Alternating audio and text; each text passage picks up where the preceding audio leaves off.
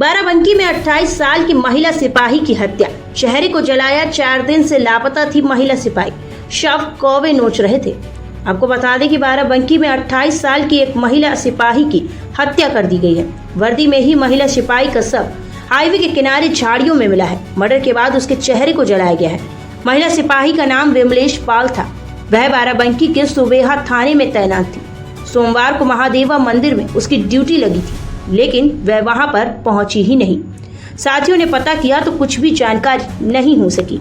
बुधवार को ग्रामीणों ने शव को देखा तो उन्होंने पुलिस को सूचना दी। मौके पर पहुंची पुलिस ने वर्दी पर लगी नेम प्लेट से शव की पहचान की। मौके पर पहुंचे आईजी अयोध्या प्रवीण कुमार ने कहा कि ऐसा लग रहा है कि मोटिव के साथ मर्डर किया गया है। लखनऊ बहराइच हाईवे बाराबंकी से होकर गुजरता है। बाराबंकी के बिंदौरा गांव में हाईवे से 200 मीटर दूर झाड़ियों में विमलेश का शव मिला है, जो कि वर्दी में था। नेम प्लेट तक लगी हुई थी। पास में एक मोबाइल फोन भी मिला है। वह किसका है यह अभी स्पष्ट नहीं हो पाया है। शव का चेहरा काला पड़ा था। पुलिस को लग रहा है कि चेहरे को किसी चीज से जलाने की कोशिश की गई थी।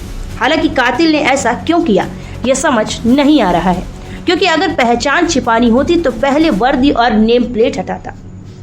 शव के निचले हिस्से के कपड़े अस्त व्यस्त थे। हालांकि रेप जैसी कोई बात अब तक सामने नहीं आई है। शव 1 से 2 दिन पुराना लग रहा है, जिसे कौवे नोच रहे थे।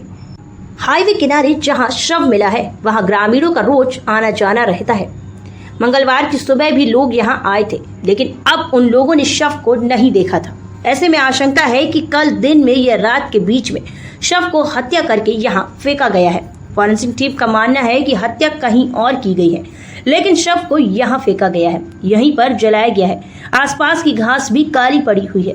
शव को देखने वाले ग्रामीणों ने बताया कि बारिश हो रही थी और हम लोग खेत की ओर यह देखने जा रहे थे कि पानी भरा है या नहीं। वहां गए तो देखा लाश पड़ी हुई थी।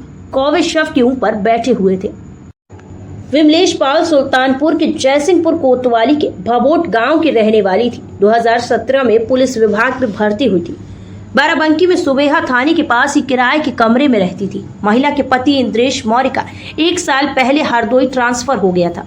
ऐसे में वह अकेले रहती थी। महिला सिपाही के परिवार को उसकी शादी की जानकारी नहीं थी। जांच के लिए पहुंची पुलिस ने आसपास का इलाका सील कर दिया है। विमलेश के सिपाही पति ने अपने नाम स्कूटी ली थी। उसी से विमलेश थाने आया जाया करती थी। आईजी ने बताया कि जांच में सामने आया है कि महिला की एक सिपाही से दोस्ती थी। 2024 में सिपाही इंद्रेश के खिलाफ रेप की रिपोर्ट भी दर्ज कराई गई थी। हालांकि बाद में जब मजिस्ट्रेट के सामने 164 के बयान हुए तो पता चला कि आरोपी सिपाही से कोर्ट मैरिज कर ली है। आगे वह अब कोई कार्यवाही नहीं चाहती है। पुलिस उस सिपाही की भी तलाश कर रही है। निकल के आई है। देखिए, इसको घटनास्थल का निरीक्षण किया गया है। फॉरेंसिक साइंस के हिसाब से जो फॉरेंसिक एविडेंस है वो कलेक्ट किए गए हैं और उस बेसिस पर ख़ास तौर से जो हमारे डिफरेंट फुटेजेस और सारी चीज़ें वो भी लोग इसको ले रहे हैं। चीज़ें निकल के आई हैं कि अपने एक साथी आरक्षी के साथ में इनका संवाद था, उनके साथ मिलना जुलना था। उस बेसिस पर एक मुकदमा भी बलात्कार का लिखवाया था। उसके बाद 164 के स्टेटमेंट में यह आया कि हमने कोर्ट मैरिज कर लिया, लिहाजा इसको हम आगे फर्दर कोई कार्रवाई नहीं चाहते। उस बेसिस पर जो हमारे पास इम्पॉर्टेंट कुछ और एविडेंस है, पुलिस इस पर कार्य कर रही है और प्रथम दृष्टया ये किसी खास मोटिव से किया जाने वाला मर्डर प्रतीत हो रहा है। बाकी जो फॉरेंसिक साइंस के हिसाब से कोई और वैसे जायदा चोट नहीं दिख रही है कि किसी और बल्कि इतना तय है कि जो अभी तक की एविडेंस मिली है कि एक परिचित आरक्षी के साथ आपस में संवाद था, बातचीत थी।